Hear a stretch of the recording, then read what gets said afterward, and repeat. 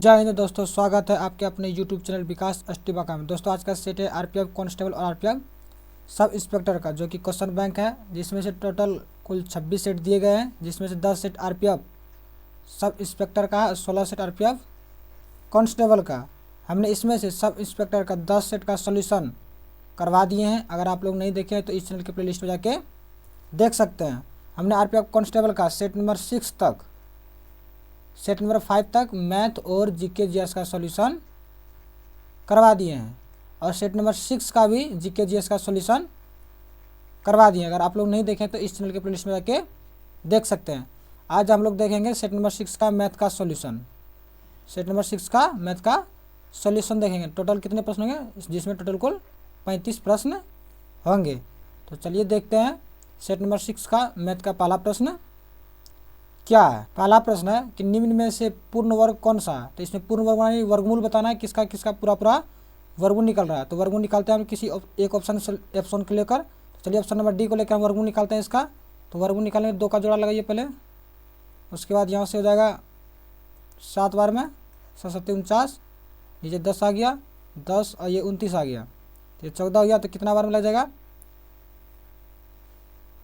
फिर लग जाएगा 7 बार में, 7 बार में लगाइएगा तो जाएगा 1029। तो ये पूरा पूरी कट गया, यानी इसका वर्गमूल निकल रहा है, यानी इसका वर्गमूल कितना आ रहा है 77। यानी कौन सा हो जाएगा ऑप्शन, ऑप्शन नंबर डी आपका राइट हो जाएगा। यानी पूर्ण वर्ग पूछा, यानी ऑप्शन नंबर डी का यानी 5929 का पूर्ण वर्ग निकल रहा है, तो इसलिए आपका आंसर हो जाएगा ऑप्शन नंबर डी। अगला प्रश्न है, पहले मिटा लेते हैं इसको यहाँ से।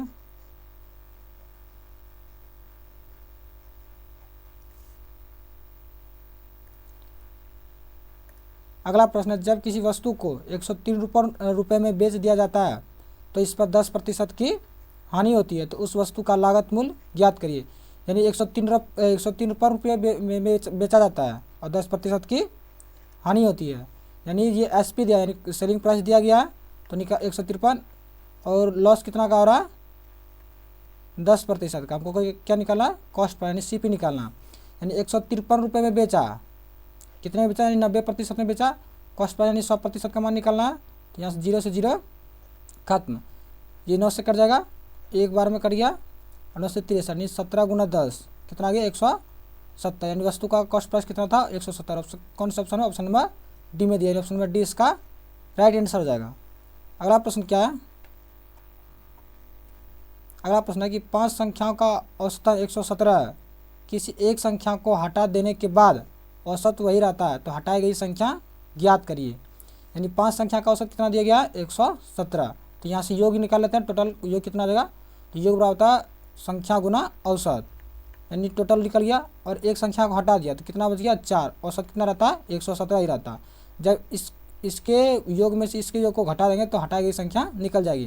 तो यहाँ से 117 को कॉमन ले लीजिए, ये 5 - 4 हो गया, यानी हो गया 117 गुना 1, यानी 117। यानी हटाई गई संख्या कितनी है, हटाई गई संख्या 117। यानी कौन सा ऑप्शन है, option number A right answer हो जाएगा।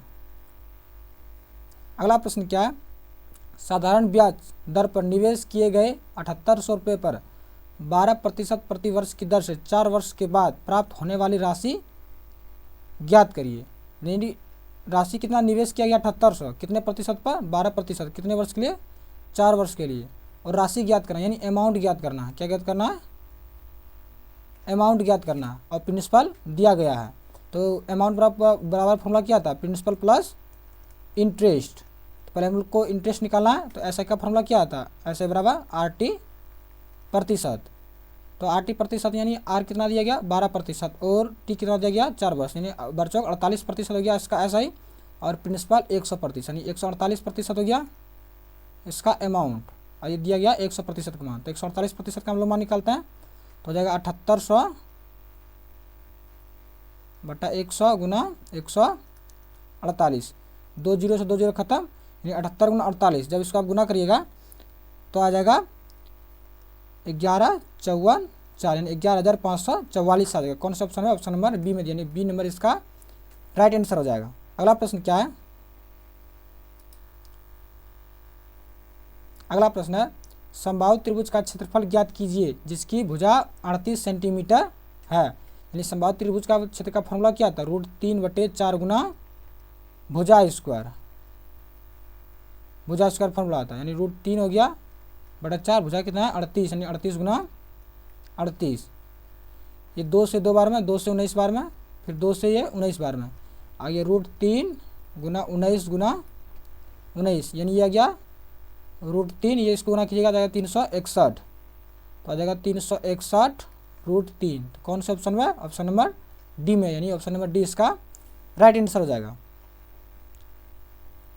अगला प्रश्न है, वह महत्तम संख्या ज्ञात करिए जो 144 और 216 को विभाजित कर सकती है। यानी इसका जो बोल रहा है महत्तम संख्या ज्ञात करना जो इसको और इसको विभाजित कर सकता है, यानी इसका एचसीएफ ज्ञात करना है। क्या ज्ञात करना है, इसका एचसीएफ। तो एचसीएफ ज्ञात करने के लिए दो विधि होते हैं, एक तो भाग विधि होता है, एक गुणनखंड विधि होता है। तो हम लोग गुणनखंड विधि से बनाते हैं।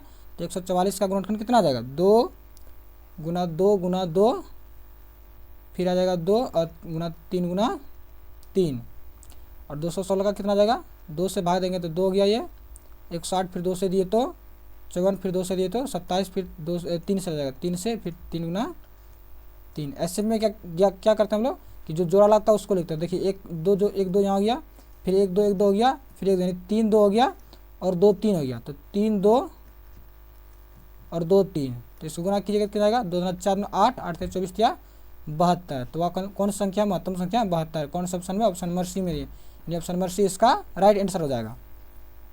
अगला प्रश्न क्या है, 33 सेंटीमीटर और 34 सेंटीमीटर विकर्ण वाले समचतुर्भुज का क्षेत्रफल ज्ञात कीजिए। तो विकर्ण दिया गया, पहला विकर्ण और दूसरा विकर्ण दिया गया, यानी डायगोनल दिया फर्स्ट और डायगोनल सेकेंड। तो समचतुर्भुज का क्षेत्रफल का फॉर्मूला क्या आता है, हाफ गुना दोनों विकर्णों का गुणनफल, यानी दोनों डायगोनल का गुणनफल। तो ये गुना हो गया 1/2 गुना दोनों विकर्ण कितना 33 और 34। जब इसको गुना कराइएगा तो 17 बार में हो गया, यानी 33 गुना 17। तो गुना कीजिए 17 51, एक हो गया 5 रह गया से 17 51 5 56, यानी 561। कौन सा ऑप्शन में, ऑप्शन नंबर ए में दिया गया है। ऑप्शन नंबर ए इसका राइट आंसर हो जाएगा।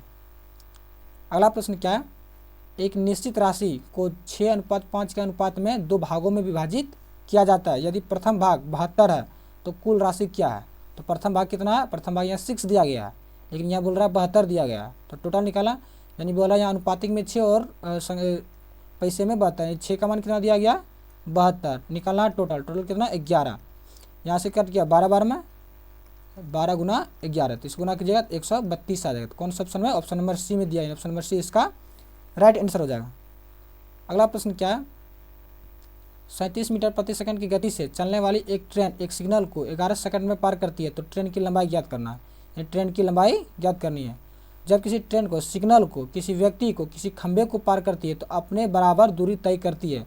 लेकिन जब ट्रेन किसी सुरंग को, किसी पुल को, किसी प्लेटफॉर्म को पार करती है तो अपने बराबर दूरी तय करती है, लेकिन जो प्लेटफॉर्म या पुल है उसके दूरी को भी तय करती है।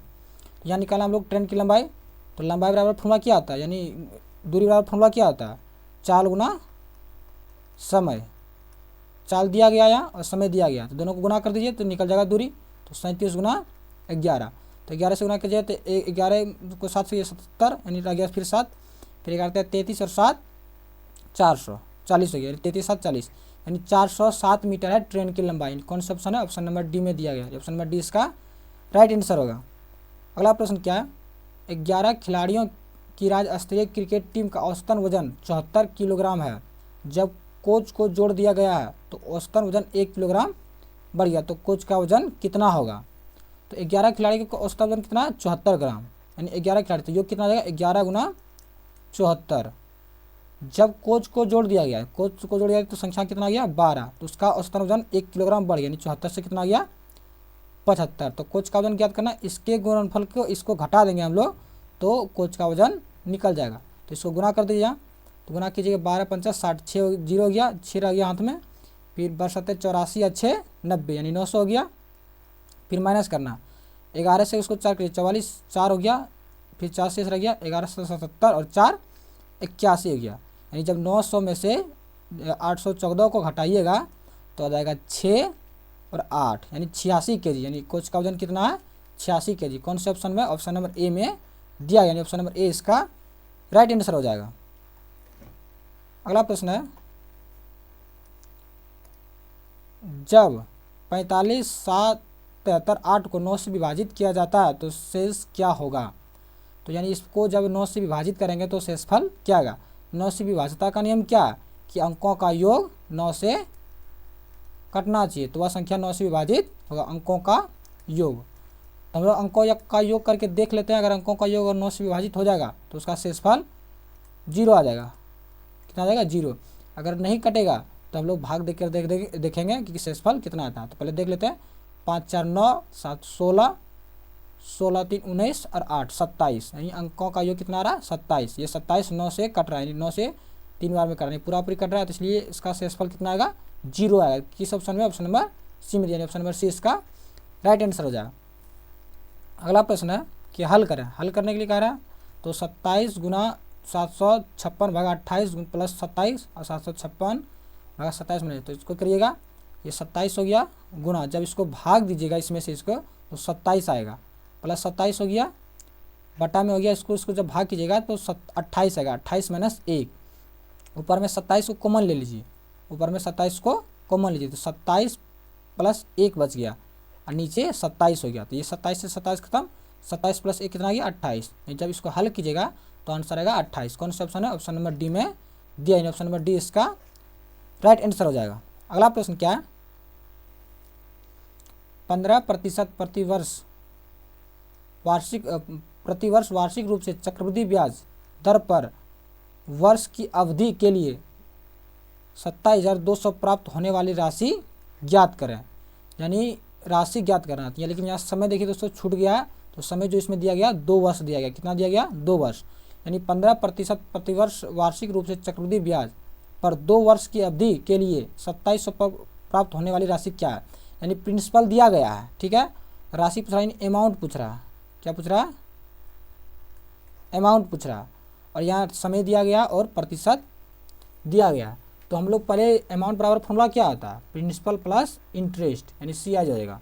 तो हम लोग पहले निकाल लेते हैं इसका इंटरेस्ट, उसके बाद प्रिंसिपल में हम लोग जोड़ देंगे, तो हम लोग का जो है निकल जाएगा अमाउंट, यानी योग राशि निकल जाएगा। तो हम लोग देखिए फ्रैक्शन मेथड से बनाते हैं, तो 15% 2 वर्ष का, तो 15/100 हो गया। ये 5 से 3 बार है, 5 से 20 बार में, यानी 3/20, यानी 1 साल में 20 का हो रहा 23। फिर दूसरे साल 2 वर्ष, यानी 2 बार करेंगे इसको, 20 से 23, जब दोनों को गुना कीजिएगा तो ये 400 आ गया, और ये 529। ये 400 का मान हमको दिया गया कितना 27,200, तो हमको निकालना है राशि, यानी 529 का मान निकालना है, तो 27,200 बटा 400 हो जाएगा, और गुना 529, 2 जीरो से 2 जीरो खत्म, फिर 4 से कट जाएगा, ये 4 6 24, 4 7 4 8 32, यानी 68 गुना 529, कितना जाएगा 68 गुना 529। जब आप इसको गुना कीजिएगा तो गुना करने पर आ जाएगा 35,972, यानी ऑप्शन नंबर बी इसका राइट आंसर हो जाएगा।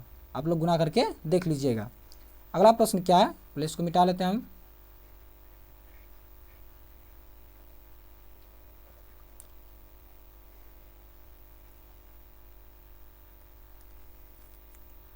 अगला प्रश्न है, धातु के एक टुकड़े का मूल्य 135 से बढ़कर 162 कर दिया गया, तो इसमें कितने प्रतिशत की वृद्धि की गई। यानी 135 रुपये से करके कितना कर दिया गया 162, तो कितने रुपए की वृद्धि की गई, तो 27 रुपये की वृद्धि की गई। कितने के ऊपर 135 के ऊपर, प्रतिशत में निकालना तो 100 से गुना, ये 27 से 5 बार में कट गया, ये 5 से 20 बार में कट गया, यानी कितने प्रतिशत की वृद्धि की गई 20% की वृद्धि की गई, ऑप्शन नंबर 20 का राइट आंसर हो जाएगा।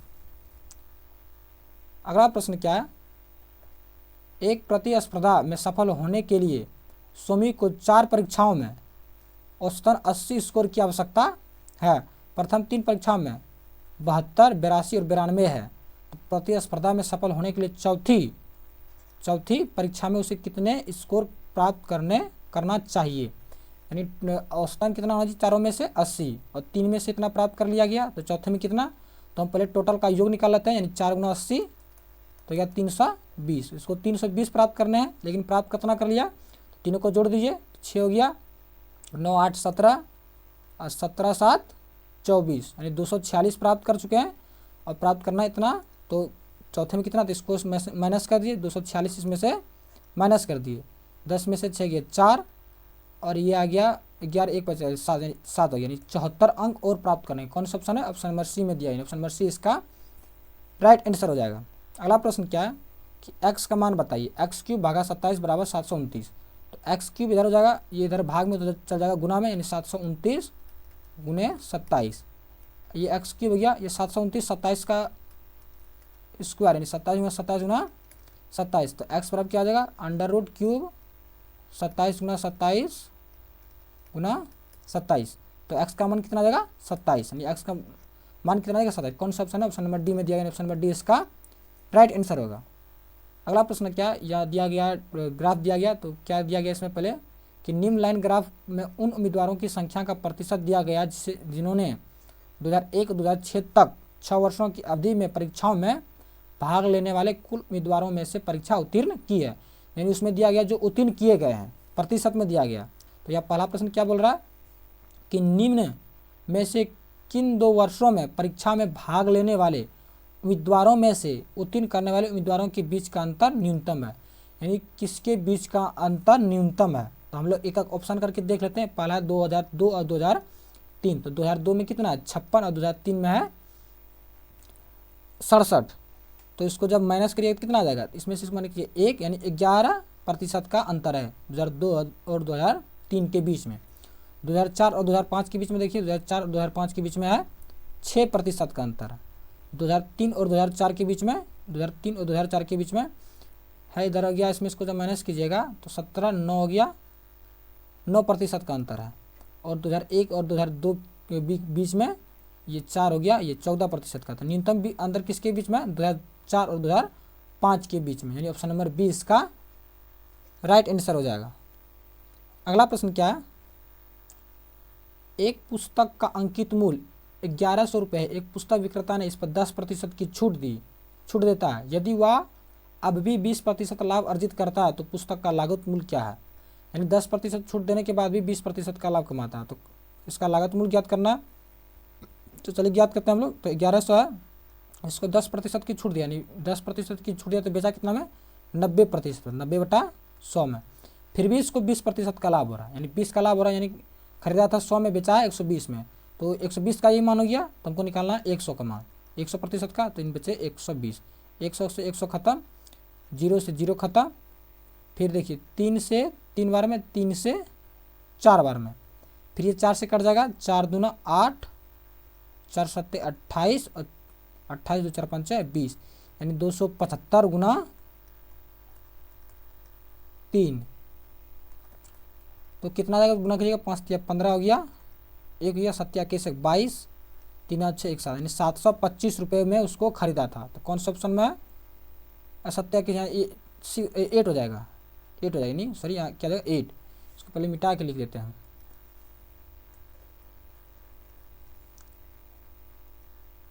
गुना करिएगा 5 तिया 15, 5 1 रह गया, 7 तिया 21 22, 2 रह गया, 3 6 2 8, यानी 825। कौन से ऑप्शन में, ऑप्शन नंबर सी में दिया है, ऑप्शन नंबर सी इसका राइट आंसर होगा। अगला प्रश्न क्या है, हल करना है, इसको क्या करना है, हल करना। तो इसको एलसीएम ले लीजिए, एलसीएम लीजिएगा तो कितना आ जाएगा, एलसीएम 20 आ जाएगा, कितना आ जाएगा एलसीएम 20, तो ऊपर में 33 हो गया, इसमें से भाग दी 2 बार में, 2 तिया 6 प्लस 6 हो गया, इसमें 5 बार में, इसमें 5 से 5 माइनस 25, यानी 25 हो गया, तो 33 6 39 माइनस 25/20, तो माइनस कीजिएगा कितना आ जाएगा 4, यानी 14/20, 2 से 7 बार में, यानी 7/10, तो भाग कीजिएगा 0.7, कितना आ जाएगा 0.7। कौन सा ऑप्शन में, ऑप्शन नंबर ए में दिया है, ऑप्शन नंबर ए इसका राइट आंसर होगा। अगला प्रश्न क्या है, एक आयत की चौड़ाई 55 सेंटीमीटर है और इसका विकर्ण 143 सेंटीमीटर है, तो इसकी परिधि क्या है। तो आयत की परिधि का फॉर्मूला क्या होता है, 2 गुना लंबाई जोड़ चौड़ाई, चौड़ाई दिया गया लेकिन लंबाई नहीं दिया गया, तो लंबाई निकालता है पहले फिगर के माध्यम से हम लोग। ये आयत हो गया,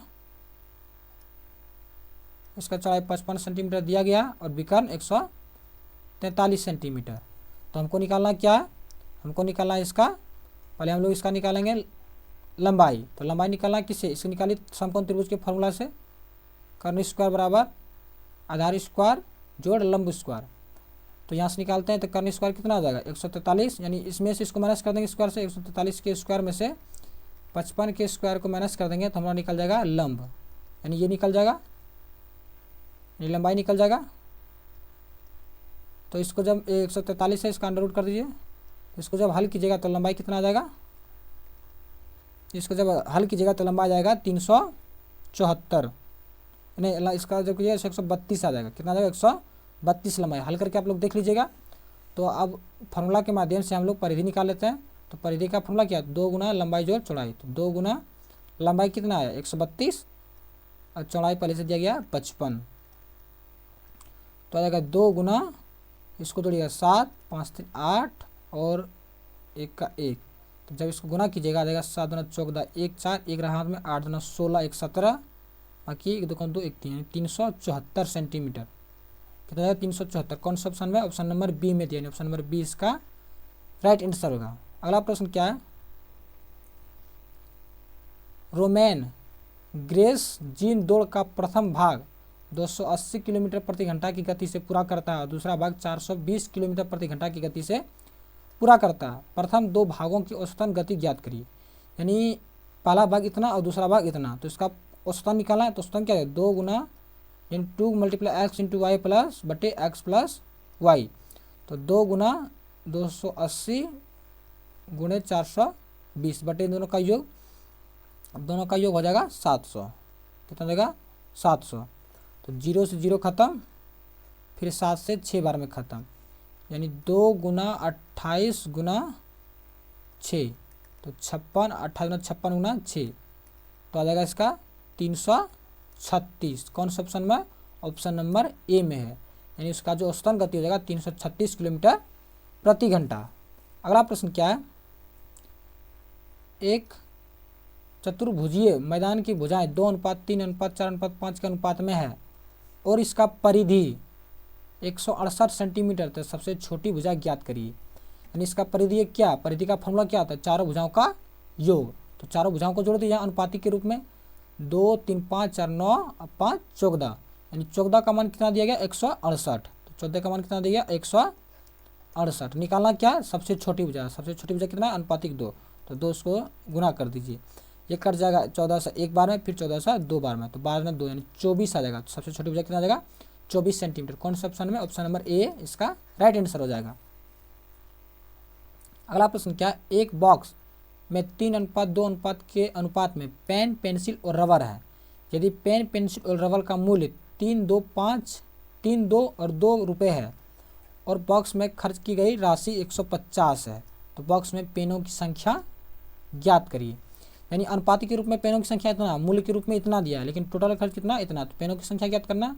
तो पहले हम लोग टोटल मूल्य निकालते हैं। यहाँ से पेन का कितना है 3 से 3 9 गया, प्लस 2 2 4 हो गया, प्लस 2 यानी 9 4 13 2 15, यानी यहाँ टोटल कितना मूल्य हो गया 15 रुपये अनुपातिक के रूप में, लेकिन यहाँ दिया गया 150, यानी 150/15 निकालना। पेनों की संख्या, तो पेनों की संख्या का अनुपात कितना अनुपातिक 3, तो 3 से मल्टीप्लाई कर दीजिए, 15 से 1 बार में यानी 10 आ गया, 10 गुना 3 यानी 30। पेनों की संख्या कितनी है 30। कौन सा ऑप्शन में, ऑप्शन नंबर डी में दिया है, ऑप्शन नंबर डी इसका राइट आंसर होगा।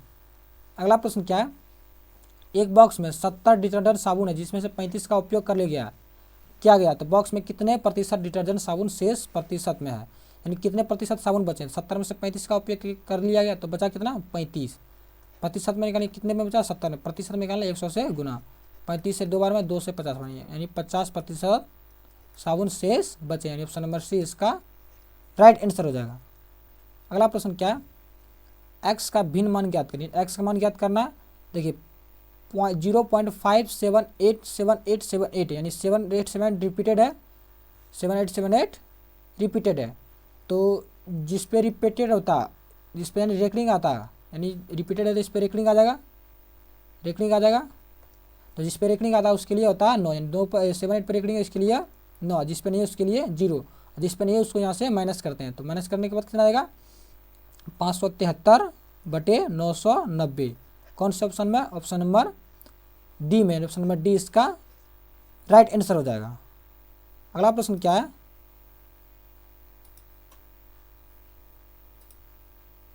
अगला प्रश्न है वही ग्राफ ला गया, इसमें क्या करा निम्न लाइन ग्राफ में उन उम्मीदवारों की संख्या का प्रतिशत दिया गया जिन्होंने 2001 से 2006 तक 6 वर्षों की अवधि में परीक्षा में भाग लेने वाले कुल उम्मीदवारों में से परीक्षा उत्तीर्ण की है। तो इसका देखते हैं प्रश्न में क्या कह रहा है। प्रश्न में कह रहा है कि 2003 और 2005 को मिलाकर 2003-2005 को मिलाकर भाग लेने वाले उम्मीदवारों की कुल संख्या इतनी है थी, तो इन दोनों वर्षों को मिलाकर परीक्षा में उत्तीर्ण उम्मीदवारों की कुल प्रतिशत क्या थी। यानी 2003 और 2005 में कितना है टोटल उम्मीदवार, इतना है, लेकिन उत्तीर्ण पूछ रहा है तो कितना 2003 और 2005 में, 2003 में कितना 67% और 2005 में 52%। यानी अगर इसको निकालते हैं तो नहीं निकलेगा। योग दिया कितना का मान दिया ये नहीं दिया गया, अगर किसी एक का दिया रहता तो निकाल लेते, लेकिन दोनों का दिया नहीं निकलेगा, इसलिए कौन सा आंसर हो जाएगा, ऑप्शन नंबर बी हो जाएगा। यानी डाटा अपर्याप्त है, इसका आंसर नहीं, ऑप्शन नंबर बी इसका राइट आंसर हो जाएगा। अगला प्रश्न क्या है, यदि 2002 में परीक्षा उत्तीर्ण करने वाले उम्मीदवारों की संख्या 84,000 है तो उन उम्मीदवारों की संख्या कितनी थी जो 2002 में परीक्षा में बैठे। यानी टोटल उत्तीर्ण उम्मीदवारों की संख्या इतनी है, तो उत्तीर्ण यहाँ कितना प्रतिशत हुआ 2002 में, 2002 में हुआ 56%। कितना हुआ 56% उत्तीर्ण हुआ। यानी 56% का मान दिया गया 84,000, 84,000 कितना का मान दिया 56% का। तो निकालना कुल उम्मीदवार, यानी 100% का मान निकालना, तो 100 से गुना, तो 56 से यह ये कट जाएगा, इसको यहाँ से कटाइए, देखिए कितना बार में कट जाएगा, 4 से कटेगा, 4 से 1 से कम 4 और 4 से 16, 4 से यहाँ 21 बार में, 4 8 1 4 कम 4, फिर 7 से 2 बार में, 7 से 3 बार में, फिर 2 से यहाँ 15 बार में, यानी आ गया 1500 गुना 100, यानी 1500 पर 2 जीरो, यानी आ गया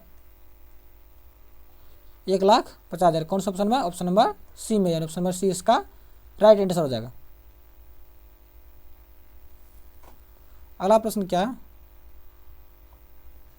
अगला प्रश्न हल करें। 46 माइनस इतना दिया गया तो उसको हल करना, तो इसमें बोर्डमास पे दिया है, सबसे पहले हम लोग छोटी ब्रैकेट का काम करेंगे। छोटी ब्रैकेट यहाँ दिया गया, यानी 26 में से 7 गया तो कितना बचा 19, यानी 36 माइनस 19, तो 36 में से 19 को जब घटाएंगे तब आ जाएगा 16 में से 9 गया 7 और 2 में से गया 1, यानी 13 फिर इसमें से जुड़ जाएगा, 13 + 17 कितना आ गया 30, फिर 46 में से 30 जाएगा तो कितना आएगा 16, कितना जाएगा आंसर 16। कौन सा ऑप्शन है, option number D, option number D इसका राइट आंसर हो जाएगा। अगला प्रश्न क्या है,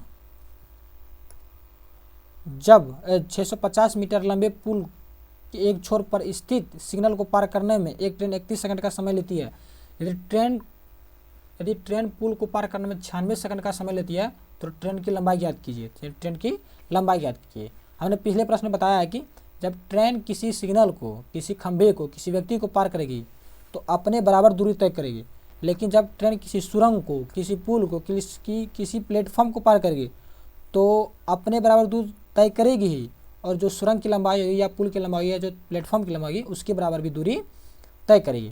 तो हम लोग यहाँ से मानते हैं कि ट्रेन की चाल कितनी है, ट्रेन की चाल है x मीटर प्रति सेकंड है, ठीक है। तो हम लोग यहाँ से ट्रेन की लंबाई निकालते हैं, यानी समय लग रहा है इतना और चाल दिया गया इतना, तो दूरी बराबर क्या था, चाल गुना इस समय, तो कितना देगा ट्रेन की लंबाई यहाँ से 31x। लेकिन बोल रहा है 650 मीटर पुल भी है तो यहाँ से उसका समय कितना लग रहा है इतना, तो यहाँ से हम चाल निकाल लेते हैं। यहाँ से हो जाएगा 31x + 650, समय कितना ले रहा है 96, तो यहाँ से समय चाल कितना देगा, ये टोटल दूरी बटा टोटल समय बराबर चाल, यानी समय दूरी बटे समय बराबर चाल निकलता है। तो यहाँ से 31 हो गया, यानी 31x + 650 और माइनस 96x।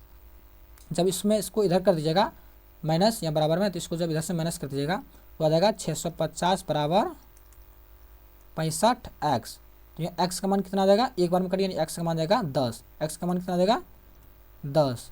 तो यहाँ से हमको क्या निकाला, ट्रेन की लंबाई, तो ट्रेन की लंबाई यहाँ कितना आया था 31x, तो यानी 31 गुना 10, यानी ट्रेन की लंबाई कितना आ जाएगा 310 मीटर, यानी ऑप्शन नंबर बी इसका राइट आंसर होगा, यानी ट्रेन की लंबाई 310 मीटर।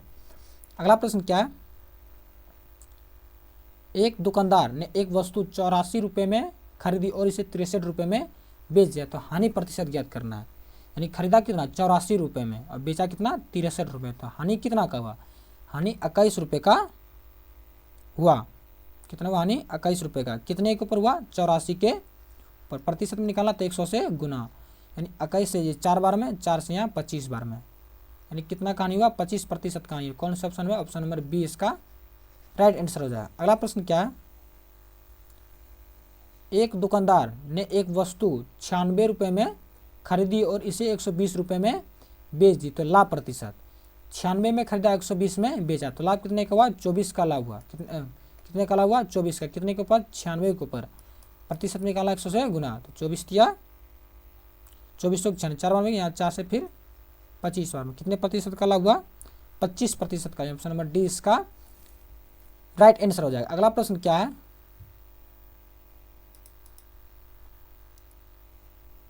अगला प्रश्न है कि एक संख्या के 80% के 75% के 66.67% का 25% इतना है, तो एक संख्या का 40% क्या आएगा। तो मान लेते हैं संख्या x है, इसका 80%, फ्रैक्शन में इसका लाइएगा तो 4/5, इसका 75%, तो फ्रैक्शन लगेगा 3/4, इसका 66.2/3 आएगा, इसका 25%, 1/4, तो कितना है 50-17 है। तो ये जब संख्या आएगा उसको जाएगा उधर पलट जाएगा, यानी 50-17 गुने 5/4 गुना 4/3 गुना 3/2 गुना 4, तो इसका 40%, 40% को फ्रैक्शन में 2/5, यहाँ से देखिए 4 से 4 कट गया, 3 से 3 कट गया, 2 से 2 कट गया, 5 से 5 कट गया, तो आया कितना 50/5 गुना 4, तो जब इसको गुना कीजिएगा आ जाएगा 217 यानी 268 और 68, कौन सा ऑप्शन में, ऑप्शन नंबर बी इसका राइट आंसर हो जाएगा। अगला प्रश्न क्या है, एलपीजी सिलेंडर का मूल्य 472 से बढ़कर 590 रुपया कर दिया गया, तो कितने प्रतिशत उपभोक्ता कम कर दिया जाना चाहिए ताकि एलपीजी सिलेंडर पर खर्च की राशि उतनी ही रहे, यानी इतना बढ़ कर दिया गया तो खर्च में कमी करेगा, तो कितना प्रतिशत का कमी करेगा वो निकाला, यानी पहले कितना 472 से 590 हो गया, ये क्या हो गया मूल्य में वृद्धि हुई, मूल्य में वृद्धि हुई, तो खर्च इसका उल्टा आ जाएगा, यानी 590 पहले करता था अब 472 करेगा, तो कितने प्रतिशत की कमी की गई, यानी कितने की कमी की गई, जब इसको मैंने किया जाए 8, इसमें से 10 में से गया 8, फिर 8 में से 7 गया 1, फिर 5 में से गया, यानी 118 रुपये की कमी की गई, कितने के ऊपर 590 के ऊपर, प्रतिशत में निकालना 100 से गुना, ये 5 बार में कट रहा पूरा पूरे, या 5 से फिर 20 बार में, यानी कितने प्रतिशत की कमी गई 20% की, कौन सा ऑप्शन है, ऑप्शन नंबर बी इसका राइट आंसर हो जाएगा। अगला प्रश्न क्या है, एक राशि को 12% प्रति वर्ष की साधारण ब्याज दर पर निवेश करने पर 5 वर्ष के बाद 3,960 का ब्याज प्राप्त होता है, तो निवेश की गई राशि ज्ञात की, ब्याज जितना का प्राप्त होता है 5 वर्ष में 12% की दर से, तो ऐसे बराबर फॉर्मूला क्या था RT प्रतिशत, तो RT प्रतिशत 12×5=60, यानी 60% ब्याज प्राप्त हो रहा, लेकिन यहाँ बोल रहा है 3,960 रुपये, तो ये 60% का मान दिया गया, निकालना राशि कितना 100% का मान निकालना है, 0 से 0 कट जाएगा, फिर 6 से कटाएगा तो 6 बार में 36, फिर 6 से 36, यानी 66 गुना 100, तो कितना आ जाएगा 6,600 आ जाएगा, कौन से ऑप्शन में, ऑप्शन नंबर बी में दिया, ऑप्शन नंबर बी इसका राइट आंसर हो जाएगा। अगला प्रश्न क्या है, राम और राज की आयु का अनुपात 4:5 है, यदि उसकी आयु का योग 162 है तो उनकी आयु का अंतर क्या है, उनकी आयु का अनुपात कितना दिया गया 4:5, लेकिन उसका योग कितना दिया गया 162, तो इसका अंतर ज्ञात करना है, तो योग कितना ये अनुपाति के रूप में यहाँ आ गया 9, लेकिन यहाँ दिया गया 162, तो 9 का मान कितना दिया गया 162, इसका क्या निकाला अंतर, दोनों का अंतर कितना 1, अनुपातिक 1 का मान निकालेंगे, तो यहाँ 9 से कट जाएगा, 1 9 कम 9, फिर 7 9 8 72, यानी 18 वर्ष, दोनों के बीच का अंतर कितना है 18 वर्ष, कौन सा ऑप्शन में, ऑप्शन नंबर ए इसका राइट हो जाएगा। यहाँ पे दोस्तों मैथ का प्रश्न हम लोग का ख़त्म होता है, जो इसमें सेट नंबर 6 का मैथ का प्रश्न हमने सोल्यूशन करवा दिए, नीचे इसका आंसर दिया गया है, तो मिलते हैं किसी दूसरे वीडियो में दूसरे सेट के साथ, तब तक के लिए जय हिंद।